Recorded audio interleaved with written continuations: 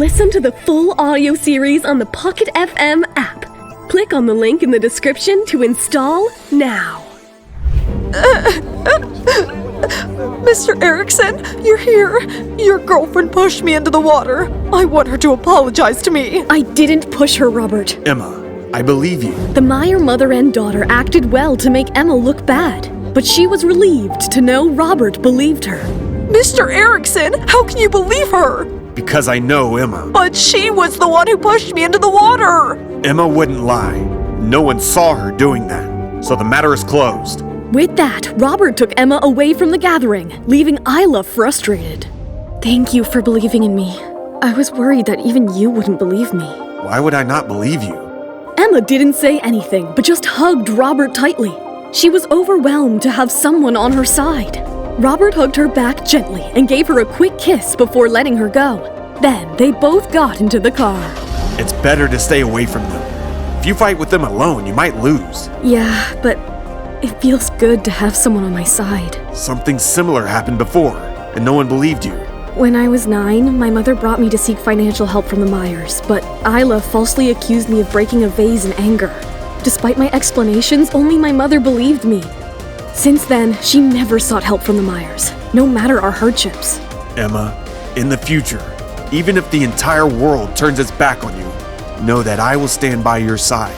Emma felt joy hearing these words for the first time.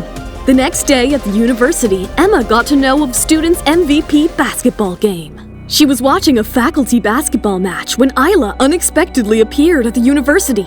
Nearby, Ted glanced at the two women's backs and frowned slightly. What are you doing here, Ilsa? Emma, Mr. Santiago spoke to Robert about our marriage. Robert won't disregard Mr. Santiago's words, right?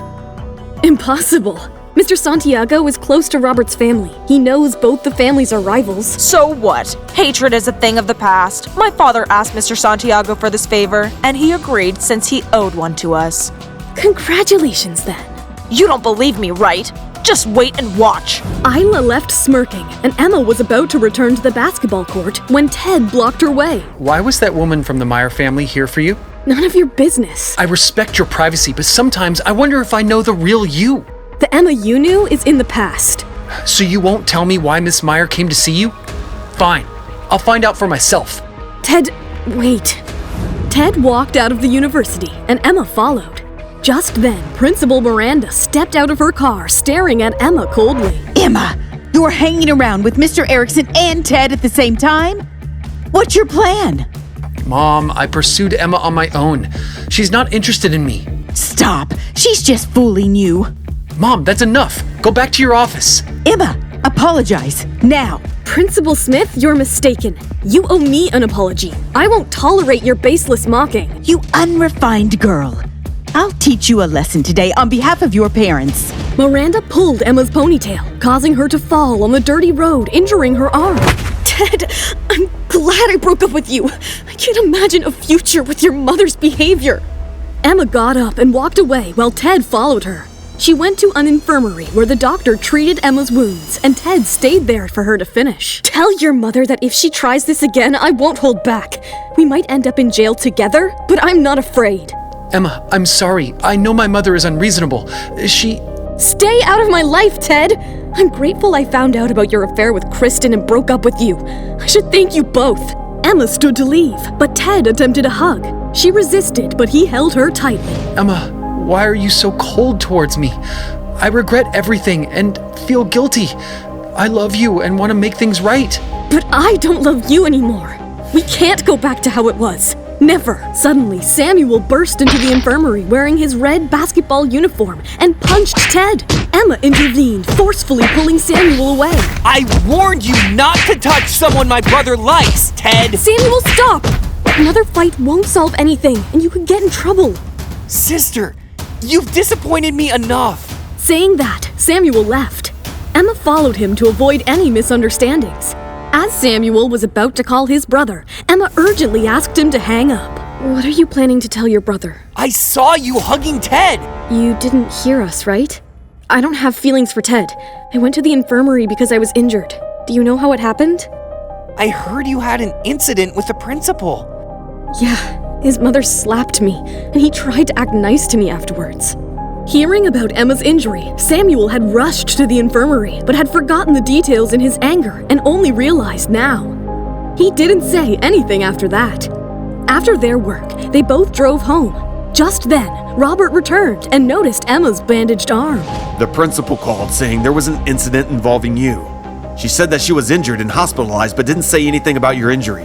What happened? Today, Isla came and mentioned a potential marriage between the Erickson and Meyer families. After she left, Ted asked me about her visit. His mother saw us, got angry, and pushed me. I fell, but I never lay a hand on her. How was she hospitalized then? What marriage? Didn't you mention that Mr. Santiago was trying to connect you and Isla yesterday? Is that true, brother? Grandfather Lorenzo mentioned that he wanted to repay a favor he owed to old Mr. Meyer. He was about to bring it up, but I wasn't interested. Emma felt relieved. She had been worried about it, but Robert clarified that he had no intentions of marrying into the Meyer family. The Meyer family can be quite foolish. Anyway, let's go have dinner. After dinner, Robert didn't bother Emma. She learned from a chef that he had gone out. Meanwhile, at the West District Hospital, Robert entered a ward with a potted plant. He smiled at Miranda, who was lying in bed. Principal Smith, hello. I came to visit you with this small offering. I hope you have a speedy recovery. Robert gave Principal Smith a potted pink flower with a hidden message. Miranda saw it as a warning, though to others it appeared as a simple gift. Thanks for visiting, Mr. Erickson, but you didn't need to bring flowers. I always bring something when visiting patients. I heard your heart is irregular? Yes, my heart's weak. It got worse after arguing with Emma. It's serious. Just submit your resignation letter and get treated. Why should I resign? I warned you before. You ignored it and tried to hurt Emma. Choose between your job or your son. I don't mind making things hard for you otherwise. After warning Miranda, Robert left the hospital. At the mansion, Emma, hearing footsteps, opened her door. Thought I heard you, Mr. Robert Erickson. Were you out tonight? Yeah. How's your wound? It's minor, not a big deal. You underestimate your worth, Emma. You should care more about yourself. I do value myself. Then show it. It's okay to feel hurt or angry. You don't have to always act strong. Be vulnerable with me. Anyway, I'm off to bathe now. I will be back soon. I'm sleeping soon. Don't come by later. So what? I can still sleep here.